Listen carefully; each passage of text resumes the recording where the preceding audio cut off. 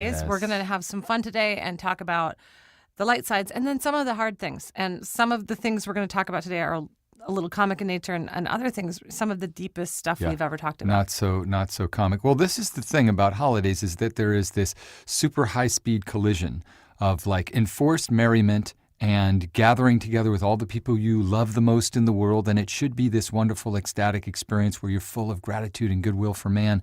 And people's actual experiences of the holidays are not all the time, but oftentimes filled with just the opposite: stress, anxiety, dread even. These letters that we're going to talk about are raising the very common but little discussed experience that the holidays are a trial for many people. So let's begin. Dear Sugar, let me start by saying I love my in-laws. I have known them since I was 16. My husband and I were high school sweethearts. My situation is unique because both sets of our parents live within 20 minutes of each other. You would think this makes life easier when we go home to visit for the holidays, but in fact, it has made visits extremely challenging. Before we realized this was going to be a problem, my husband and I never talked about splitting up the time between our two families. We figured it would happen organically. But what ends up happening is my husband's family jumps at the opportunity to spend as much time with us as possible, and my family ends up getting cheated out of time. One trip home, my husband and I slept separately for a week. I was at my house, he was at his, because I hadn't seen my family, but he felt an intense obligation to spend evenings with his parents. Although my mother-in-law is in the driver's seat when it comes to a lot of these issues, my father-in-law doesn't stop her, and he has an especially bad habit of making my husband feel incredibly guilty for not eating dinner with them every night when we're at home. I thought we found a good solution by giving both sets of in-laws a schedule of when and where we will be staying. But when we're at my house, my husband's mother will start calling his cell phone around 7 a.m. and every half hour until he answers the phone. Or if he doesn't, she will then call my parents' home number or my cell phone and ask for my husband to call her when he wakes up so they can talk about our plans for the day when we are not scheduled to see them that day. This was annoying when we were in college, but now it's verging on crazy. My husband did speak with his mother, but she began crying, and she didn't understand why her behavior made us feel disrespected and like children. When we told them we were joining the Peace Corps, for example, it took almost 2 years before we left to change the reaction from, "No, please don't go," to, "You'll have an amazing experience." I'm especially worried because now we are in the Peace Corps, and when we go home for Christmas, it will be our first trip home in almost a year and a half. His mother called dibs on picking us up from the airport. I couldn't help but laugh at this request. We hadn't even bought our flights home yet. I welcome any advice you have for me on this. My husband is reluctant to address these issues head on.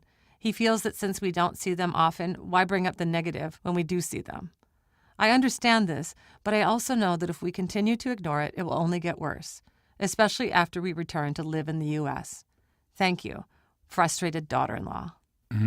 Wow. Yeah, yeeks.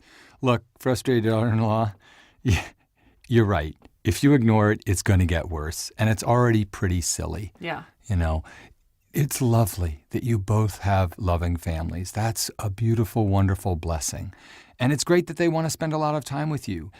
But the guilt tripping and the calling at 7 in the morning and the not obeying the clear boundaries that you're trying to set, that is actually childish behavior. And you're right to not want to consent to it. And you're right to say to your husband, this is not okay. I think probably the husband feels guilty because he's very loyal to his family and he has decided for reasons that are good and important to live far away from them.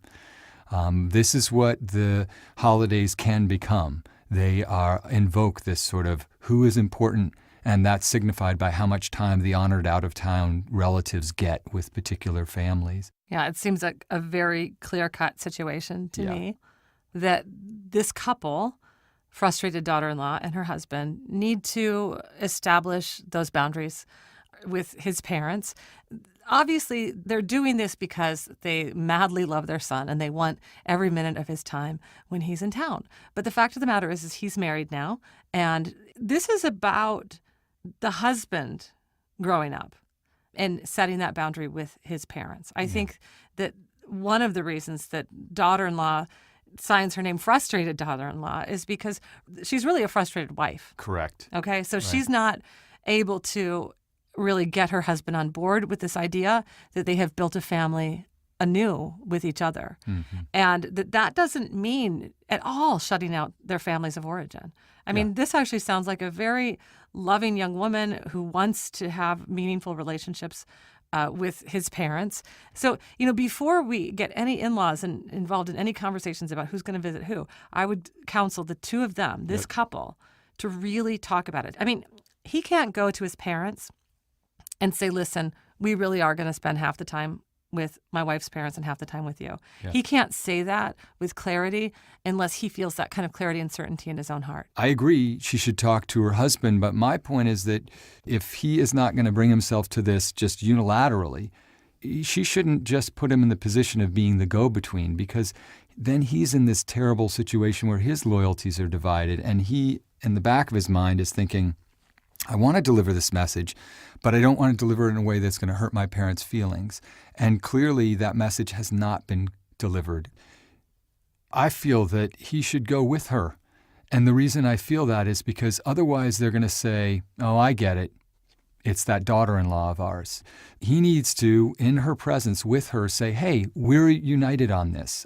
This is always the battleground that, this is why that in-law relationship is so fraught. We've talked about it because the primacy of this mom is being replaced by his wife.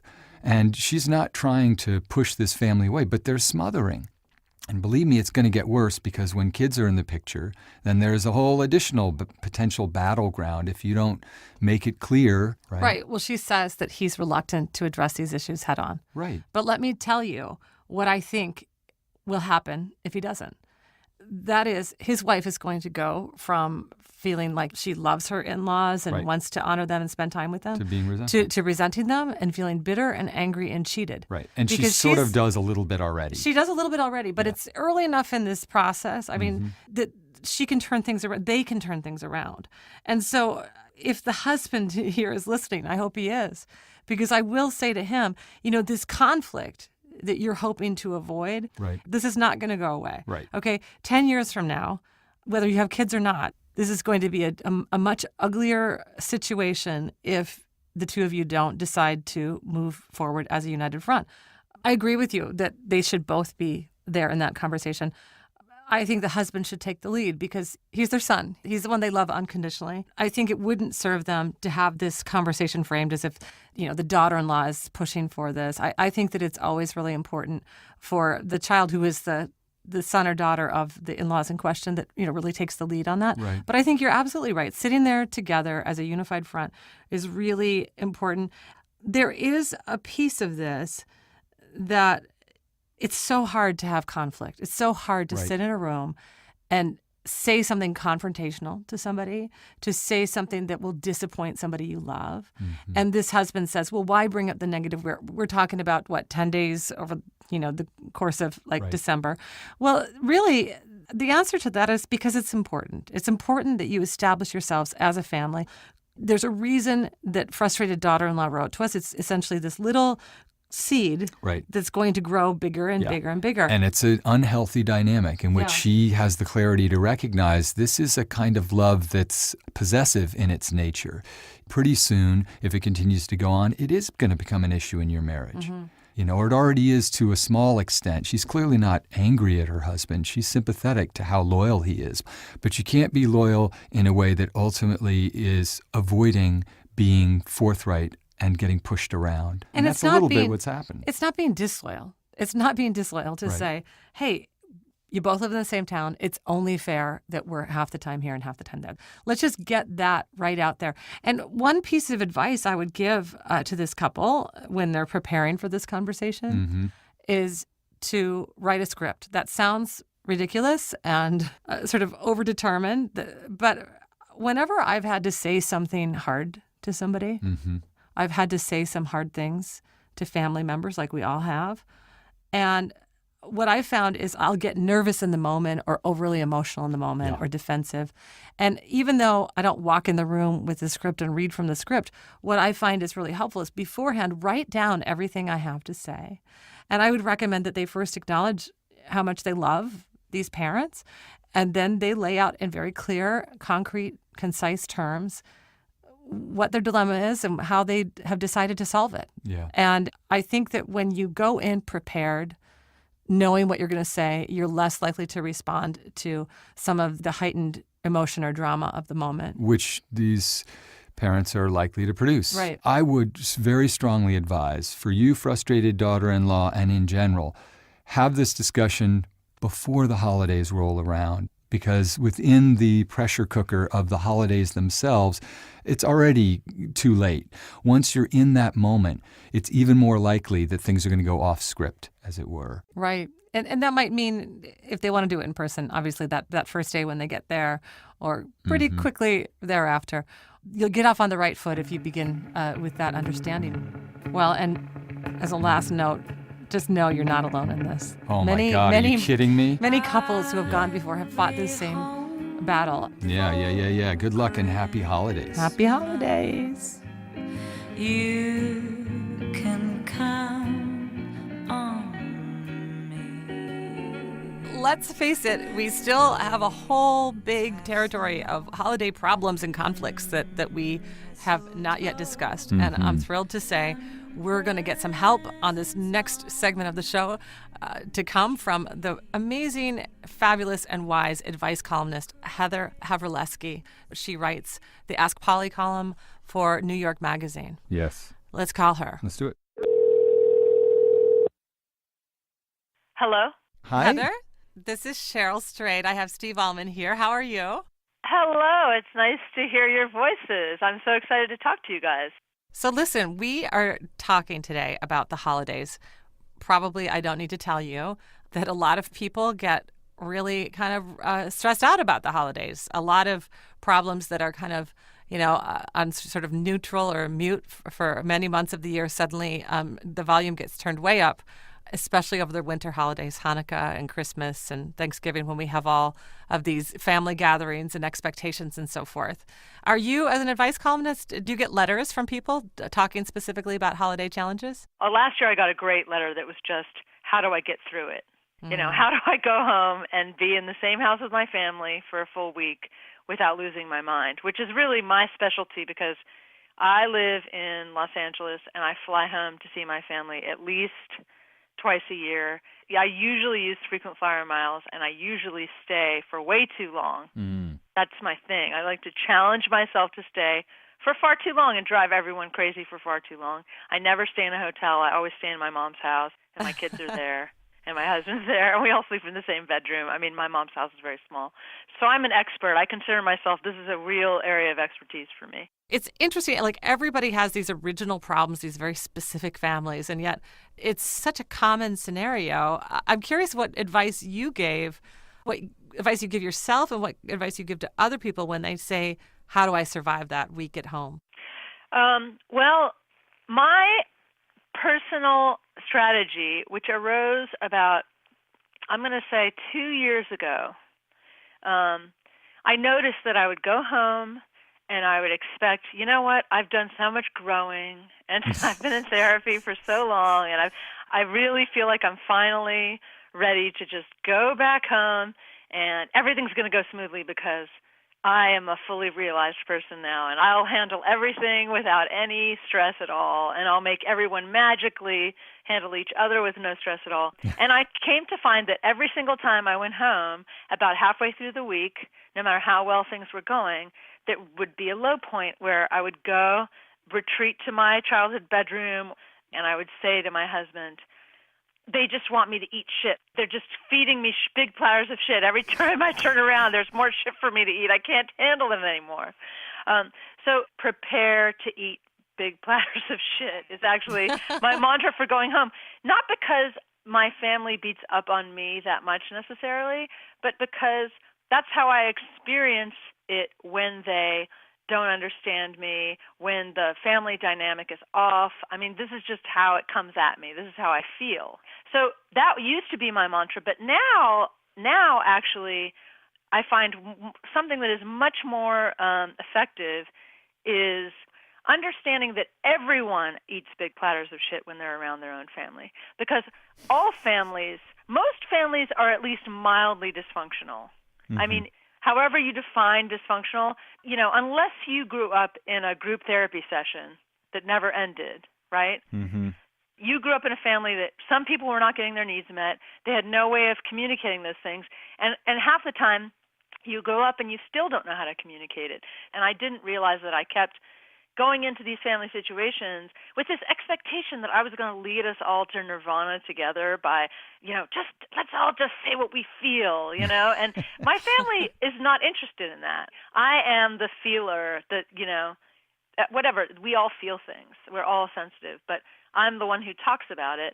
And I actually started to realize I was crowding everybody and trying to force it. So I think that letting it flow, right, just letting it be what it is and accepting it for what it is such a big part of getting through it. Yeah. One of the biggest moments, essentially, of enlightenment in my own life had to do with that very word you just used, acceptance.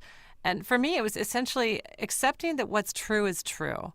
And listening to you, it's fascinating to me that in both cases, both those mantras you talked about, go in knowing you're going to eat a platter of shit, that led to the realization everyone's eating a platter of shit. And in both cases, what you've decided to do is surrender to the truth of the situation instead of constantly trying to battle against it. Mm-hmm. And that can be incredibly liberating. And what you're doing when you do that is you're letting go of expectation. At the outset, you described going home, and thinking, okay, I've gone through all this therapy. I'm going to go home and be a different person. And you go home and it ends up that you're a slightly different person in the same family. And what that brings out in you is all that old stuff, right? Mm-hmm. The old person that you used to be in that family system. And so much of the holidays is about expectation, wanting to be sitting around that dinner table, sharing feelings and laughing and having great memories. And sometimes that happens and sometimes it doesn't. And especially for the people who write in, the people who are sending us letters around the holidays or just in general, I think they can generally be people who are typed as fixers. That is, the people who want to fix the situation, who know that there are things out of balance and relationships that haven't quite healed and truths that haven't been spoken, and so they want to fix it. I am always in this role in my family, and it is always disastrous. The thing you have to do is stop trying to fix it and pretending that you're the person who's going to be able to fix it, and just be present with the people who are there. This was my attitude with Thanksgiving. I went and visited and had a Thanksgiving with my in-laws, and rather than having a list of complaints in my head or breakthroughs that I wanted to make with this more emotionally reticent family, I was like, let's just have some pie. I will admit I got a little stoned. I ate way too much and just talked about whatever dumb fucking stuff we wanted to talk about. And it was actually incredibly unburdening to sort of lift the mantle of being a fixer from myself. So for our letter writers, keep that in mind. You're writing to us because you have a fantasy in the back of your mind, like Heather, that you're going to go home and Christmas or the holidays are going to be this occasion where you're going to fix things. That's the wrong agenda. Yeah, I think that's great, and it's so true. And it is very much the kind of person who writes a letter in the first place to an advice columnist, because there's this feeling that, if you feel empowered in your own life and you feel like, I've taken charge of all these things, I've changed all these things, and it seems like anything is possible, If things are going well, you feel like anything is possible. When it comes to family, it just doesn't work that way. Mm-hmm. And when you think that that you can go in, I didn't even understand when I first started talking to my therapist about my family why whenever I'd say, I can work it out, I'll just talk to my mom about it, he would get this look like, oh, no, I don't know, I don't think so.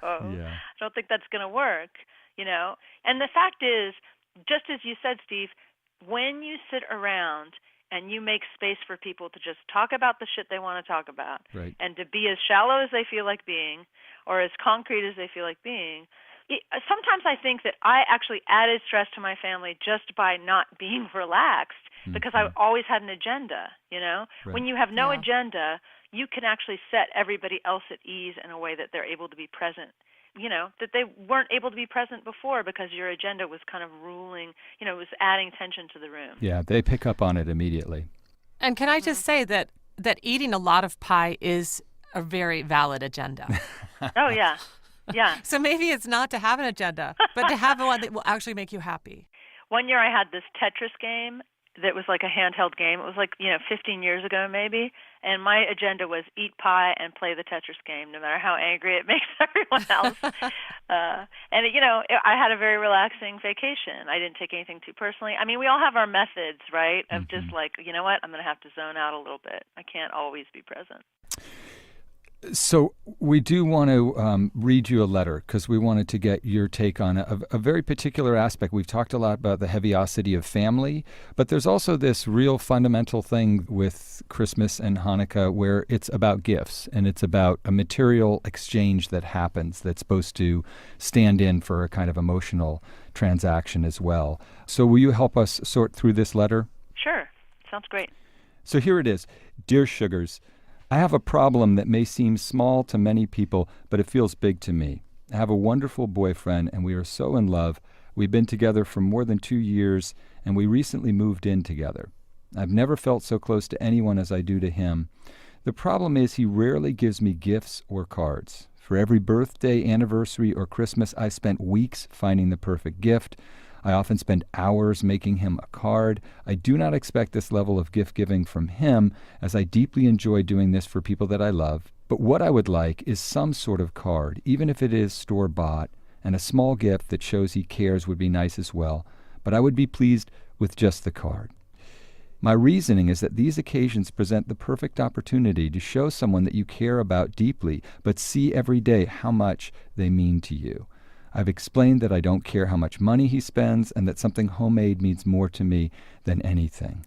Sugars, he loves to do art and draws or doodles all the time, which makes me sadden further when I don't get a card from him.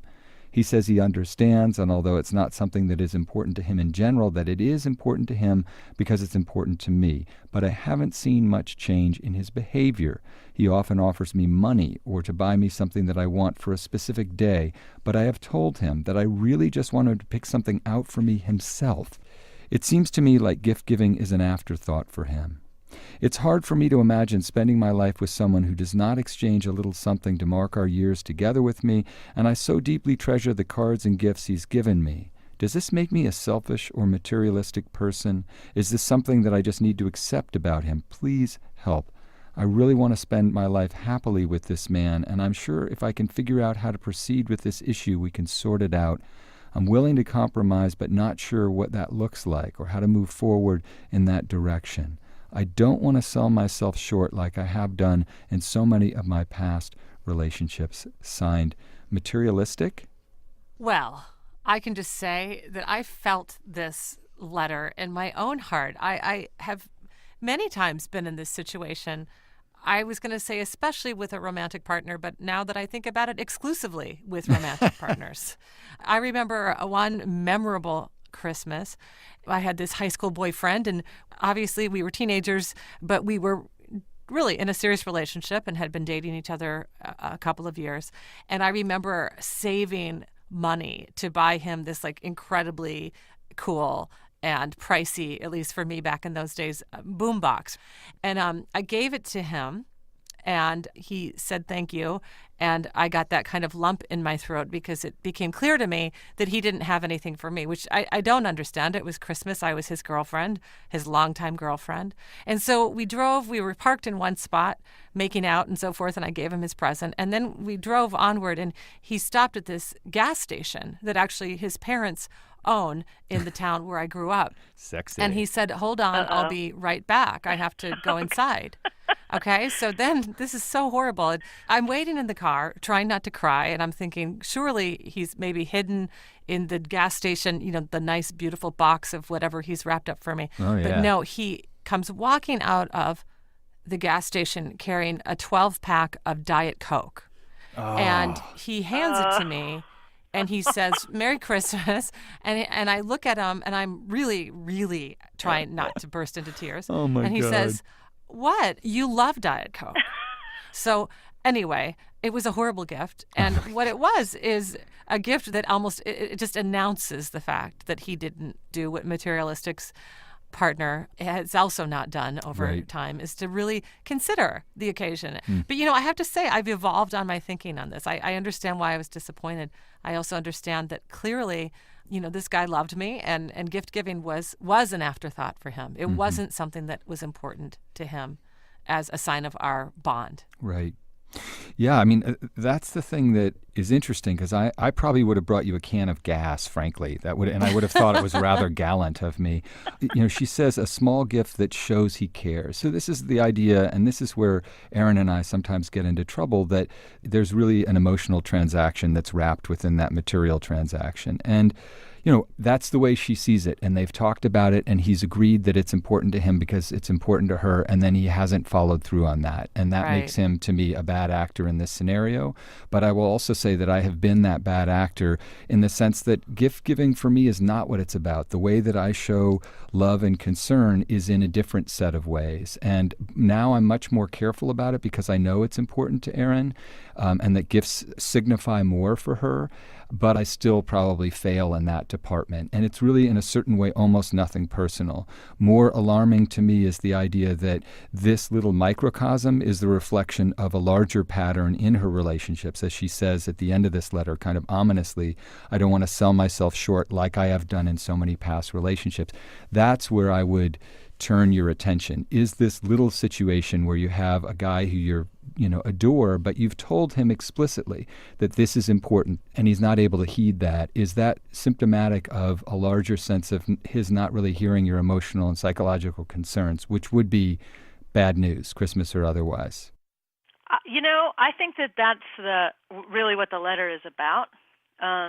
Because personally, my husband and I are both pretty terrible about getting gifts at all. And as we've let each other off the hook, we get even worse at getting gifts, to the point where he said the other day, "Do you want anything for Christmas?" And I said, "I don't know. Let me think about it. I'm not sure." But because I feel so secure in the relationship and we talk about everything all the time and we're both happy in the relationship, it's hard to imagine changing my attitude based on a lack of a gift or a gift, either thing. And then, Cheryl, I kind of have a story that's a little bit worse than yours. Oh, no. Awesome. Tell it. I was 34 years old. I had been living with my boyfriend for 2 years. And the day of my birthday, I was turning 34. He ran out the morning of my birthday and came back with a DVD of Finding Nemo that he didn't wrap. And keep in Well, mind, it was we've wrapped been in living plastic, together. Heather. To be fair, it was wrapped in It was plastic. wrapped in plastic. That is fair. And you're living but together, I so could see it's what it was. a present for him, too, Finding Nemo. It's a He gets present to also for him, watch. yes. So, but then that was bad enough. I was disappointed. Then he went on vacation back east, and he told all of his friends that I was mad at him because what I really wanted for my birthday was an engagement ring. Wow. Okay, which he reported to me when he came back from his trip. I said, "How did everything go?" And he said, "Everyone was wondering why you didn't come." And I said, "Well, what did you say?" And he said, "Well, I told them you really wanted an engagement ring for your birthday and you were really disappointed." And I said, I would have taken an engagement ring, but the real issue is that I got Finding Nemo. Yeah.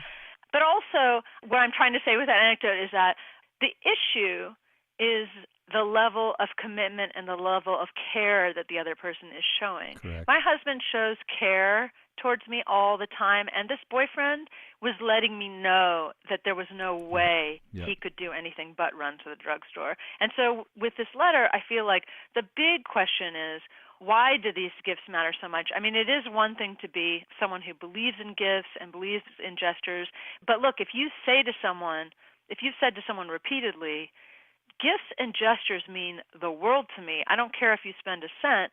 I just want you to make a gesture. I mean, maybe she needs to sit down with him one more time and say, I need this.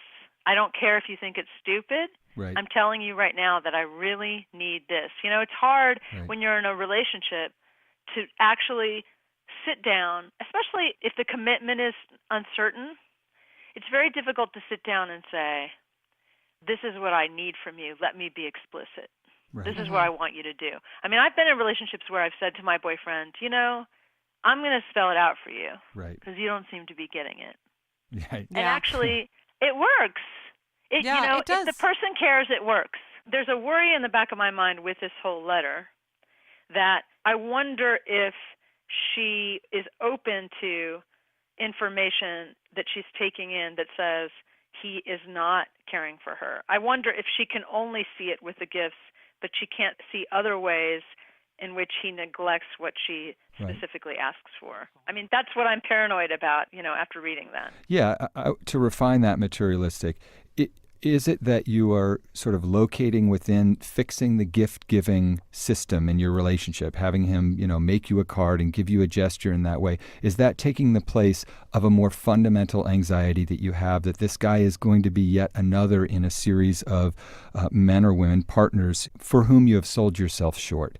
I, too, had that sense, that suspicion, that anxiety that maybe she's saying, if I can just get him to give me the card, I'll round up to him really caring for me in the essential ways I need. Mm-hmm. I think we've offered a lot of thoughts about, the sort of emotional underpinnings of these feelings and things that she can do in her relationship when it comes to, talking and thinking and reflecting and communicating. But I will say, I also just have a little bit of practical advice for materialistic. And it's been a great way forward for me in my own marriage to say, let's sort of just get rid of all this feeling of expectation and doubt and hurt feelings and all that stuff around gift giving. A long time ago, when I was realizing, every Christmas and anniversary and birthday, I was feeling like, oh, am I going to feel loved by, what my husband decides to get for me? We just decided that we would get rid of that kind of exchange and buy it not for every occasion, but for most, like our wedding anniversaries and Christmas, actually buy things that we chose together for us. So, for example, every wedding anniversary, we find a piece of art that we love and purchase it for our house. And likewise at Christmas, it's like, let's figure out something fun we want to do with each other and give it to each other. And it can be something as simple as saying, okay, our budget is $300 and we're going to hire a babysitter and spend the afternoon in our favorite independent bookstore spending that $300 on whatever books we want. It's that kind of thing where it becomes then not about what he gave you and what you gave him, but what you gave each other and what you get to enjoy together. Yeah. And it also, you found a new kind of ritual that is now part of the tradition of your marriage that feels, there's less pressure, built-in pressure to it. Sometimes the best person in the world is just flattened by the pressure to find the right gift, especially if they've failed a few times at getting a good gift. Yeah. I mean, my husband's done that. And the question is always in the giver's mind, as a bad gift giver, is this a gift or is it a test? Which is it? Again, sometimes people just aren't being attendant, and that's symptomatic of something deeper.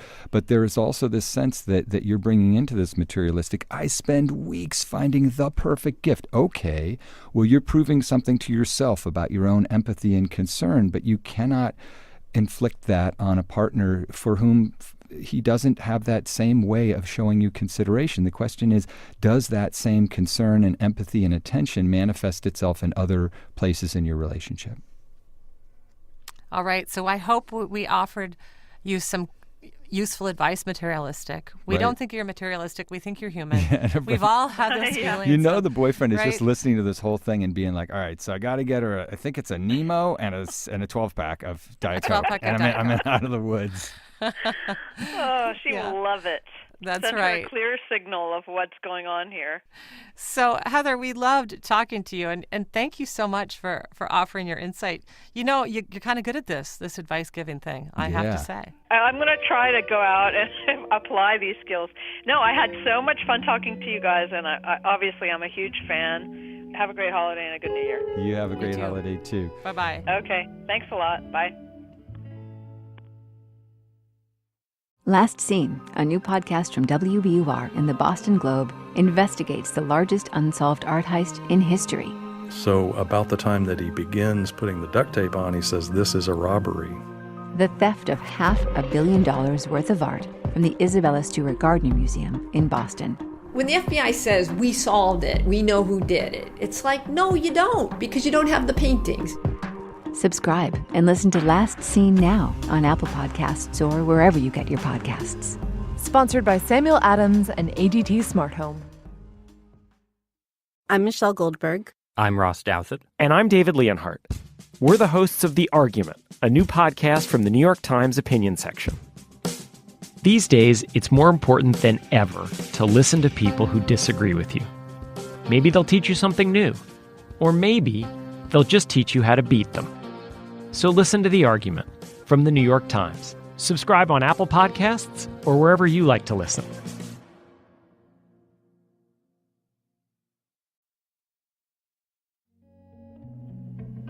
So the next letter Yes. we have is a lot more, I think, full of sorrow. Yeah, it's a bruiser. Let me just read it. Hello, Sugars. My grandfather is a child molester. After I came out about the molestations 20 years ago, my family fell apart. My dad went insane with rage and caused an enormous amount of emotional damage for me and everyone else. The rest of my family protected my grandfather, so the result was that I felt like a black sheep growing up. My relationship with my grandmother is complicated. We've kept in touch, but I rarely see her since I refused to be around her husband and she has refused to leave him. No one else bothered to reach out to me over the years. At 18, I moved as far away as I could possibly get. A few years ago, my cousin found me, and we've since become very close. She divulged to me that she had a similar experience with her grandfather that she keeps secret, or, in her words, doesn't bother with. 2 years ago, my dad died suddenly of a heart attack. I was 9 months pregnant, couldn't fly, and therefore missed his funeral along with the opportunity to see my family again. At the time, I was honestly relieved not to have to go. Once I was able to visit his grave with my new baby, I called my grandmother to see if she'd want to visit, maybe go out for lunch. She said I'd have to come to her house, but since I didn't want to see her husband, I didn't go. I was, however, able to reunite with my other cousins, their kids, and my brother, which felt good, like maybe forgiveness was possible. Now my entire family is inviting me to come home for Christmas. I still feel the rage, though I can't tell if it's mine or my father's, and also the enormous guilt that if I allowed myself to be part of the family again, I'd be somehow disrespecting my dad, who was the only one to take my side, for better or worse. I'm also still hurt that no one except my cousin ever tried to know me in 20 years. If not for her eagerness to bring me back into the family, none of this would be happening. Part of me wants to finally introduce my son to my grandmother and spend Christmas with my brother, and part of me wants to hold out, wishing that son of a bitch would just die already. I want to be a forgiving person. I want to be at peace and put the anger away, but I also want to honor and protect myself and the memory of my father. Should I accept the invitation? Signed, Distant Sheep. Wow, what a letter, huh? Yeah. I think there are so many questions. This letter culminates in one. Yes. Should I accept the invitation? But I think that that's the last question that we should get to in discussing this, because, of course, this is so much more complicated than a yes or no answer. I think there's so much we have to unpack. One of the first things I want to say to you, Distant Sheep, is that it's very common, this experience that you're having, where you have been sexually abused by a family member, and then other members of the family don't either believe you, or probably worse, they believe you, but they don't really care, and they don't side with you or in any way censure the molester, but rather essentially ostracize the victim survivor. And I'm so sorry that that's what happened to you. Yeah.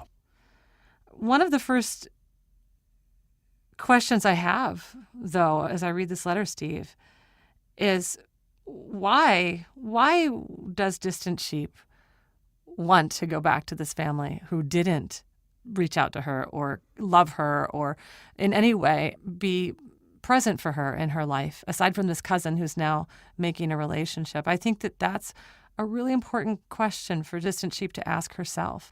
She says it's important to her that she introduces her son to her grandmother and that she spends Christmas with her brother. Yeah. And I understand, my heart understands that. I feel that what that kind of statement rises out of is that hurt child within, that experience she had long ago that she hasn't yet healed. But my head says, these are people who have rejected her in every way. You know, there are two things that she's had to suffer. And the first was, what her grandfather did. And then the second and more, complicated and disabling part of it is that her family didn't take up for her. Instead of there being a reckoning, there was Dad going over the top and everybody else turning away and saying, let's not deal with this. Obviously, the question of making amends with this grandfather is not on the table. The question is, what about the rest of the family? And I can understand why, especially around the holidays, especially with this invitation which she received, the tentative but important step she's taken to trying to make some connection with this cousin. I understand completely, Distant Sheep, why now you feel like, oh, I have this opportunity. The problem is that, and this is the part that really confuses me, it would be happening, it sounds like, in a way that wouldn't be on your terms. And even when she came back and, called her grandmother, she's got a little baby, she's come home to bury her father. And the grandmother's response isn't, yes, of course, I want to see that baby, and maybe we'll just ignore the big ugly thing that's also in the room so that we can focus on the little beautiful thing that's in the room. It's, sure, if you want to come to my house. What? Right. That's crazy. Yeah. Even if you live in a world in which your husband didn't do these things and they're just accusations, it's still crazy to say, yes, you have to come to my house in order to interact with me. And ultimately, it's this kind of battle of who's going to be in control. Yeah, that's my thought too. I do think that there's a world of difference between time passing and those family members who had done the wrong thing back in the day, those 20 years ago, when those family members didn't stand with Distant Sheep, coming to her and saying, look, we were wrong and we didn't know how to react, and so we did the wrong thing. We did the safe thing, which is to try to make this fact go away. Right. And please forgive us, and we welcome you back into the fold, and we will do everything we can do to protect you. Right. Even if they fall short of rejecting the grandfather. Now, they're not doing that. They're saying, sure, come on back. But everything in Distant Sheep's letter tells me that they're saying, come on back, but and remember that you're shut. going to follow Right. our rules. Even the cousin who says, I was also abused by this same man. And so my grandfather also molested me too, Distant Sheep. I don't know if you're a regular listener of this podcast, but I've talked about that. And I have a different dynamic because my mother and father divorced shortly after I experienced this sexual abuse. And then I never saw my father's family again. So I didn't have to deal with this particular dilemma that you're dealing with. But I understand the emotional reality that you're in right now. And I think for me, a huge part of my journey in healing from that abuse had to do with realizing so much of forgiving and healing that hurt had to do with me getting right with myself, Right. not needing that grandfather to come back and say sorry, not needing my father, who years later became aware that I had suffered this abuse, saying, oh, I'm sorry I didn't protect you. Having to sort of detach myself, I guess, from any expectation Right. that anyone around me would make it better. Right. And Distant Sheep, I have to say, I feel like that you're in some ways looking to your family, these other people who did abandon you. You're looking to them to heal this wound that only you yourself can heal. Yeah. And part of what I'm really afraid of for you is that I can see, it's like a train coming really fast toward us, that I can see the situation you describe here doesn't look like it's going to be a healing experience. It looks like you're going to go home for Christmas and be profoundly disappointed and maybe re-traumatized. Yeah. In fact, one of the things that's so kind of baffling is the implication is that the grandfather would still be there. And in other words, that part of at least the family's agenda is to get her in the same room with the grandfather, and by some strange calculus in their hearts, that would make her accusations go away and the reality that stands behind those accusations. And that's completely nutso. Yeah. Right? So just so you are clear on that, that's nuts. I also want to say, as a side note, something that you mentioned a couple times in your letter, this idea of honoring your father's memory by staying angry and by not reconnecting. And I just want to say that's a useless notion. Your father is dead. Right. There is no honor to protect. The greatest thing you can do to honor your father is to thrive. and to be that person who he loved so dearly. And that gets to be all kinds of things. It's not about, protecting some sort of rage that he had, that you were victimized in this way. I think that for your own life, holding on to that rage would be nothing but destructive. Right. It's an essential point to make because the letter is filled with this basic conflicting impulse. The first is to forgive. And the second is, I want that son of a bitch to die already. Right. Right, understandably. You're writing, my dad went insane with rage and caused an enormous amount of emotional damage for me and everyone else. So don't continue that tradition. What's wonderful to hear, actually, in the face of this is that this woman has not given up on the possibility of forgiveness. And it's not just with her cousins and their kids, but also her brother. Like, she is still open to that possibility, and that is quite an amazing thing, actually. But if you're going to seek contact with those people on your own terms, you need to figure out within yourself how much it is important that some discussion or at least recognition of what came between you, the feelings of abandonment you had, the sense of betrayal, is important to bring up and with them, so that you're not just walking into a situation where you're connecting on one level and deep within you is beating this sense of like, wait a second, we're not talking about the thing that's in the room. Yeah.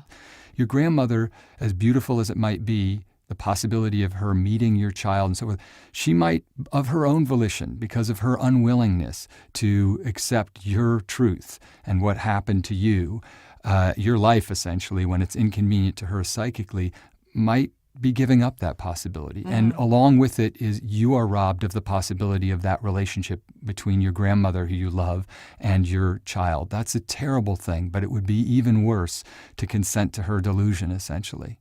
Right. So should I accept this invitation, Distant Sheep asks? And I think we both say no. And I think that speaks volumes, because you'll notice on this show that very seldom are we so clear.